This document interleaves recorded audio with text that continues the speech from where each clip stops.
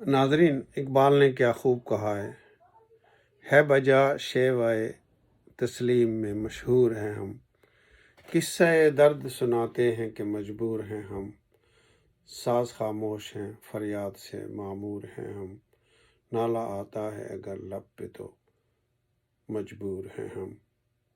ऐ खुदा शिकवाए अरबाब वफा भी सुन ले, खू करे हमसे थोड़ा सा गिला भी सुन ले। नाज़रीन, दो सूबों में तहरीक इंसाफ अपनी हुकूमतों की कुर्बानी देकर अब वफाक की तरफ कदम बढ़ा रही है, और ये सूबाई हुकूमतों की कुर्बानी का मकसद ये था कि कौम को और मुल्क को एक नेशनल इलेक्शन की तरफ ले जाया जाए ताकि अवाम का मैंडेट लेने वाली गवर्नमेंट आए और फिर वो 5 साल तक के लिए हुकूमत चलाने की ज़िम्मेदार हो।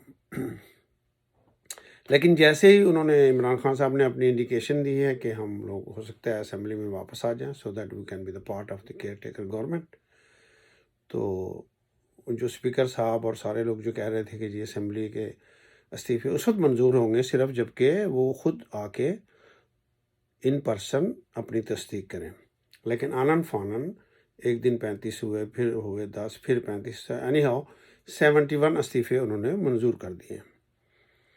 तो मकसद ये है कि पीटीआई को मिनिमाइज़ किया जाए, और अगर यह असेंबली में आते भी हैं तो वो केयर टेकर गवर्नमेंट में किसी किस्म का उनका कोई हिस्सा ना हो, क्योंकि मौजूदा अपोजिशन लीडर तो वो जो वहाँ से टूट के आए थे वो बने हुए हैं, तो उनको तो ना टिकट मिलना है ना पता नहीं उनके साथ क्या होना है। लेकिन जो अफसोस का मकाम है वो यही है कि बात हो रही है मुआशियत, सियासत और स्टेबिलिटी और डिफ़ॉल्ट की, और उसका जो असल हल है वो है इलेक्शन की तरफ।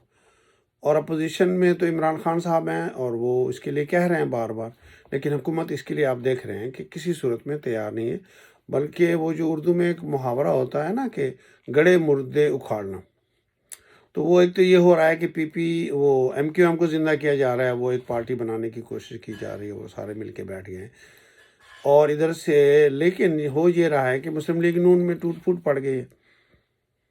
अब इतने बड़े बड़े लीडर यहाँ पे बैठे हुए हैं मुस्लिम लीग में, उन्होंने इतनी बड़ी बड़ी कुर्बानियाँ दी हैं, लेकिन वही बाप बेटा चाचा भतीजा अब उन्होंने अपनी साहबजादी साहबा को नायब सदर बना दिया है, और यूथ विंग का जो सदर बनाया है वो जुनैद सफ्तर को।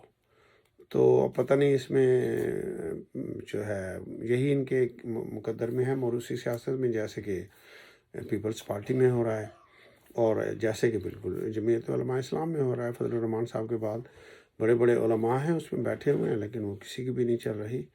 लेकिन जो हमारा अलमिया है as a Pakistani as a overseas, वो ये है कि हमारे बहन भाई, हमारे हम वतन, हम जैसे, वो वहाँ पे उनका जीना मुहाल है। अब ये भी नहीं है कि जो हमारे हुक्मरान हैं इनके पास पैसा नहीं है, चलो अपने पैसे ही ला के हुकूमत में डाल लेते, मुल्क को दिलासा मिल जाता है, जिसे कर्ज़ हसना कहते हैं हमारे यहाँ पर कलेक्शन होती है, और वो फिर वापस ले लें तो कम से कम हुकूमत चल जाए। कोई किफ़ायत शारी की बात नहीं, बल्कि सॉरी अभी मुझे याद आया कि इन्होंने कैबिनेट में एक और पोस्ट का इजाफा किया, और कैबिनेट अब 77।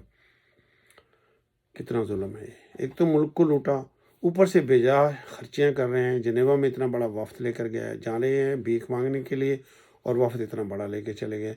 यही पैसा हमारे मुल्क में लग जाता, कोई डिस्पेंसरीज बन जाती, कोई अस्पताल बन जाते, कोई स्कूल बन जाते, कोई हमारी माएँ बहनें, हम वतन बहन बेटियाँ, उनकी तालीम हो जाए, उनके सरों पे दुपट्टे आ जाएँ। फ्लड में मुल्क डूबा हुआ है, और फिर बातें हो रही हैं जी कि वो डायलॉग कर लें, नेशनल भाई नेशनल डायलॉग कैसे हो जाए, कहाँ से मुआशी इस्तेकाम आ जाएगा? मुआशी इस्तेकाम सब कह रहे हैं, लेकिन कैसे आएगा? इलेक्शन से आएगा। लेकिन कहते हैं नहीं, अवाम को बाईपास करना है, डेमोक्रेटिक प्रोसेस को बाईपास करना है और इस्तेकाम आ जाए, तो वो तो होना नहीं है।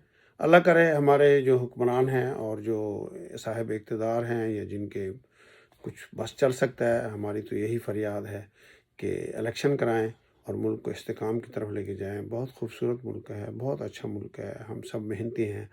अल्लाह ताला हमारे मुल्क को तरक्की दे। अपनी दुआओं में याद रखिएगा।